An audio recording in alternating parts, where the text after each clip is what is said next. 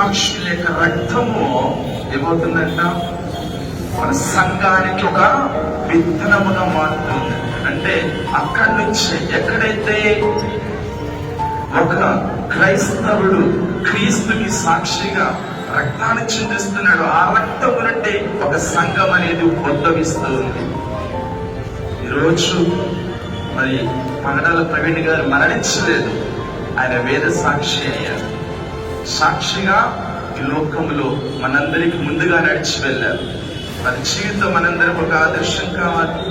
స్వార్థ సేవ చేస్తున్న వారి సంఘాలలో ప్రతి ఒక్కరికి ఒక మేలుకొలుపు కావాలి.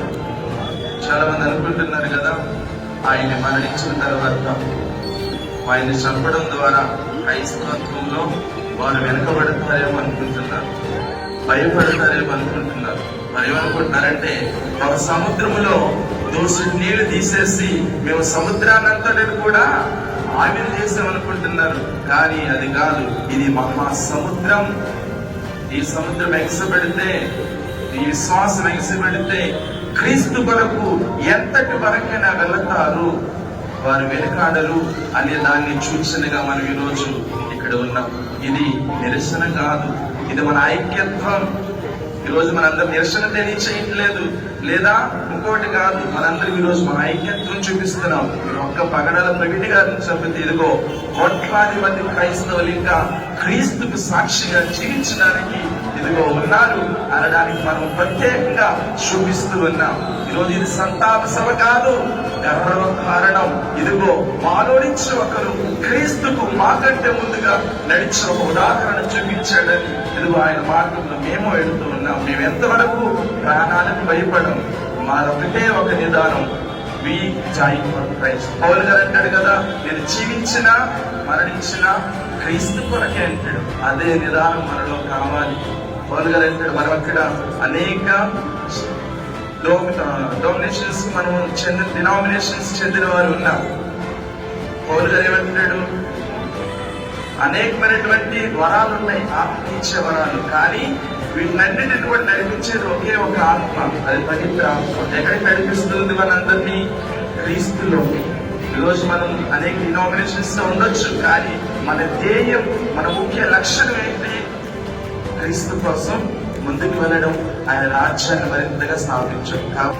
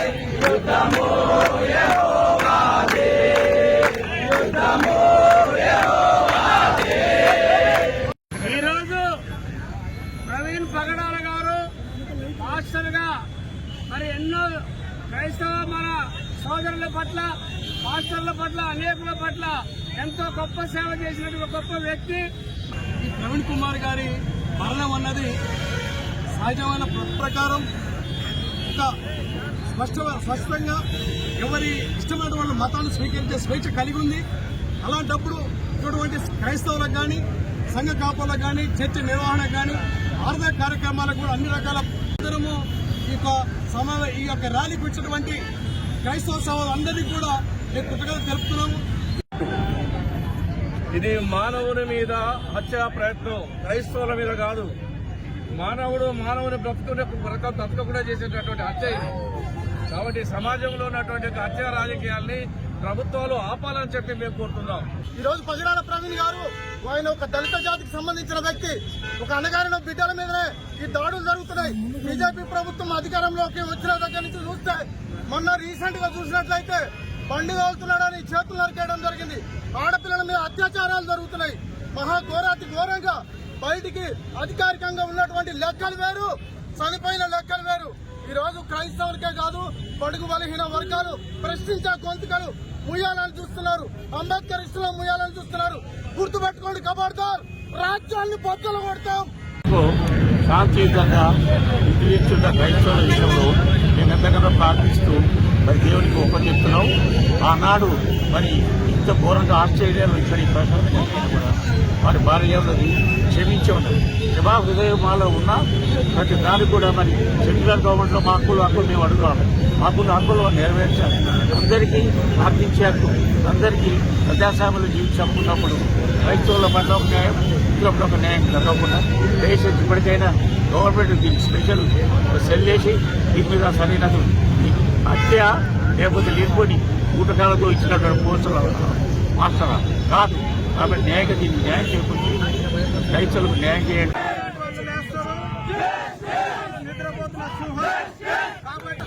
క్రైస్తవత్వం అంటే ప్రేమ. యేసుప్రభుల వారు 2005 సంవత్సరాల క్రితమే తన సింహాసనాన్ని విడిచిపెట్టి మానవులమైన మన కొరకు వచ్చి తన రక్తాన్ని చిందించి ఆయన ప్రాణం అర్పించి తిరిగి లేచి ఆహోరణమై వెళుతున్న ఆయన కొరకు ప్రార్థన చేసిన పగడాల పాస్టర్ ప్రవీణ్ గారిని మరణానికి మరి ఏదో నిదర్శనం దాన్ని గుర్తించి తెలియజేసవలసినగా రాజకీయ నాయకులు, మంత్రులు, అధికారులందరూ కూడా మేము హృదయపూర్వక ధన్యవాదాలు చెల్లించుకుంటున్నాం. నాయకులు గుర్తించి మరి ప్రవీణ్ యొక్క పగడాల యొక్క జ్ఞానాన్ని బయటపెట్టాలని మనవి చేస్తున్నాం. ప్రభుత్వం, ఆంధ్ర ప్రభుత్వం కూడా పోలీసు వారిని కూడా మనవి చేస్తున్నాం. ఇంత బాధ్యతలు వచ్చిన మరి క్రైస్తవ సంఘాలకు, సమాజానికి అలాగే వచ్చిన స్త్రీలకు, అలాగే మా మీడియా బ్రదర్స్ వాళ్ళందరూ కూడా ప్రత్యేక వందనాలు తెలియజేస్తున్నాం. మిర్యాలగూడ నియోజకవర్గంలో మాస్టర్ ప్రవీణ్ పగడాల గారి వృత్తికి నిరసనగా ఇంత పెద్ద భారీ ఎత్తున క్రైస్తవ సమాజం తరలి వచ్చినందుకు పేరు పేరున ప్రత్యేక పాఠము ప్రతి ఒక్కరికి తెలియజేస్తున్నాను. మాస్టర్ ప్రవీణ్ పగడాల గారి హత్య లేకపోతే యాక్సిడెంట్ అనేది నిర్ధారించలేని పాలకులకి నేను సూటిగా ఒకటే ప్రశ్న అడుగుతున్నా. మీ అందరికీ సూటిగా, ఆంధ్ర పాలకులకి ఒకటే సూటిగా ప్రశ్న అడుగుతున్నా. మీ కుటుంబంలో ఇదే ఇన్సిడెంట్ జరిగి ఉంటే ఇన్ని రోజులు దీన్ని నిర్వీర్యం చేసేటోళ్ళ ఇది హత్య లేకపోతే ప్రమాదం అని చెప్పి తేల్చి చెప్పలేకుండా ఉంది. భారతీయులందరూ ఒకటే, మనందరం ఏకదాటిగా ఉన్నాం. కుల, మతం, సంఘం, వర్గ విచక్షణ భేదాలు ఏమీ లేకుండా మనందరం ఒకటే అని చెప్పి మనం చిన్నప్పుడు అందరం చదువుకున్నాం. రాజ్యాంగం మాకు కల్పించిన హక్కు ప్రకారం మేము క్రైస్తవులంగా క్రైస్తవాన్ని స్వీకరించబోతున్నాం తప్ప క్రైస్తవేద పెద్ద కులమైనట్టు, క్రైస్తవేద పెద్ద మతమైనట్టు దాన్ని అందరికీ తీసుకొని పోయి తప్పుదోరలు పట్టించి పగడాల ప్రవీణ్ కుమార్ పాస్టర్ గారిని శాంతిగా, స్వేచ్ఛగా జీవించండి అని చెప్తే తప్ప మిమ్మల్ని ఏమన్నా లాక్కొచ్చి ఇందులో పడేసిందా? ఏం తప్పు చేసిందా? ఆయన చంపిర్రు. అరే చంపిందా లేకపోతే ప్రమాదం జరిగితే తేల్చి చెప్పలేకపోతున్నా? ఇదే మినిస్టర్ ఇళ్లలో, ఎమ్మెల్యే ఇళ్లలో ఎవరిలో జరిగితే ఇంతే చేసేటోళ్ళ? నేను ఒకటే ప్రశ్న చెప్తున్నా. ఈ వారం రోజుల లోపల దీన్ని నిర్వీర్యం చేయకుండా క్రైస్తవానికి అండగా ఉన్న పాస్టర్ ప్రవీణ్ పగడాల గారికి హత్య జరిగిందా, యాక్సిడెంట్ తేల్చి చెప్పలేకపోతే మేమందరం భారీ ఎత్తున, ఇంత పెద్ద ఎత్తున కాకుండా ప్రతి ఒక్క నియోజకవర్గం నుంచి, ప్రతి ఒక్క కాన్స్టిట్యూన్సీ నుంచి, ప్రతి ఒక్క ఊరు నుంచి క్రైస్తవ సమాజం మొత్తం తరలి వస్తుంది. భారతదేశంలో ఈరోజు క్రైస్తవులందరూ కూడా గుండె చెల్లి బాధపడుతున్న సందర్భంలో ప్రభువారు మాకు ఇచ్చిన నిరీక్షణ ఒకటే, మేము వారిని పరలోక రాజ్యంలో ప్రవీణ్ గారిని చూస్తామని. కానీ ఎన్నో విలువలతో కూడినటువంటి భారతదేశాన్ని గౌరవపదంగా, విద్యావంతులుగా, ఆరోగ్యవంతులుగా, క్షేమకరంగా ఉండాలని ఆనాటి మిషనరీ కాలం నుండి ఈనాటి భారతదేశానికి క్రైస్తవ్యం ఎన్నో సేవలు తీసుకొచ్చాయి. ఇలాంటి సేవలలోనే మరి యొక్క ప్రవీణ్ కుమార్ గారు ఉండడం, ఆ సేవలను ఓర్వలేకను మరి ఏమో తెలియట్లేదు. ఆయన మరి మరణం మాకు మరి హత్యనా మరి యాక్సిడెంట్ అనే విషయాన్ని ఇంతవరకు 2 తెలుగు రాష్ట్రాలు సరైనటువంటి వివరణ మాకు ఇవ్వకపోవడం చాలా బాధాకరం. క్రైస్తవ సమాజాన్ని మీరు గౌరవించినట్లయితే త్వరగా మాకు న్యాయం చేసి సరైనటువంటి జడ్జిమెంట్ తీసుకురావాలని ఆశపడుతూ ఉన్నాం. ఈరోజు మా మిర్యాలగూడ పట్టణం అంతా కూడా తరలి వచ్చింది క్రైస్తవ లోకము. దయచేసి మరొకసారి మీడియా ప్రతినిధులందరికీ నా కృతజ్ఞతలు. ప్రవీణ్ పగడాల గారి మరణాన్ని చూసి శత్రువు సంకలు కొట్టుకోవచ్చు, అభిమానులు గుండె దాపుకు వాదుకోవచ్చు, కానీ పరలోకములు చప్పట్లు మోగుతున్నాయి. దేవుని బిడ్డలారా జ్ఞాపకం చేసుకోండి, క్రైస్తవుల మరణం, ముఖ్యంగా హతసాక్షుల మరణం సంఘానికి విత్తనం లాంటిది. ఉభయ తెలుగు రాష్ట్రాల్లో క్రైస్తవులకు కావలసినటువంటి భద్రత ఈ మధ్యకాలంలో కరువైంది. ముఖ్యంగా ఆంధ్రప్రదేశ్ రాష్ట్రంలో ఉన్నటువంటి కూటమి ప్రభుత్వం మరి సరైనటువంటి భద్రత కల్పించకపోవడం వల్ల ప్రవీణ్ గారి మరణము అది యాక్సిడెంటా లేకుంటే హత్య అనే దాన్ని ఇప్పుడు ధృవీకరించడం లేదు. ఎందుకంటే ప్రభుత్వం నిష్పక్షపాతంగా రిపోర్ట్ బయటపెట్టిన తర్వాతనే మనం మాట్లాడతాము. కానీ క్రైస్తవ లోకానికి చాలా చాలా అనుమానాలు ఉన్నాయి. క్రైస్తవులకు భద్రత లేదని తెలుస్తుంది. మరి రాజ్యాంగంలో ఉన్నటువంటి హక్కులు క్రైస్తవులకు కూడా ఉన్నాయి. క్రైస్తవులకు కూడా మత స్వేచ్ఛ ఉంది, వాక్ స్వేచ్ఛ ఉంది. మరి డిబేట్ చేసే వారిని గౌరవించాలి, అభిప్రాయాలు గౌరవించాలి. మరి సంఘాలన్నీ కూడా ఏకతాటికి రావడానికి మరణం కారణమైందని నమ్ముతున్నా. కాబట్టి క్రైస్తవులు కూడా మేలుకోవాలి, మనం కూడా జాగరూకులుగా ఉండాలి. ప్రభుత్వాలు మా పక్షాన ఉన్నాయని మేము నమ్మి ఓటేశాము. ప్రభుత్వాలు మాకు భద్రత కల్పించాలి పక్ష ఈ సమయంలో మేము కోరుతున్నాము. రాజ్యాంగంలో ఉన్నటువంటి సమానత్వం మాకు కూడా మీరు అందించాలని క్రైస్తవుల పక్షాన మేము కోరుకుంటున్నాం.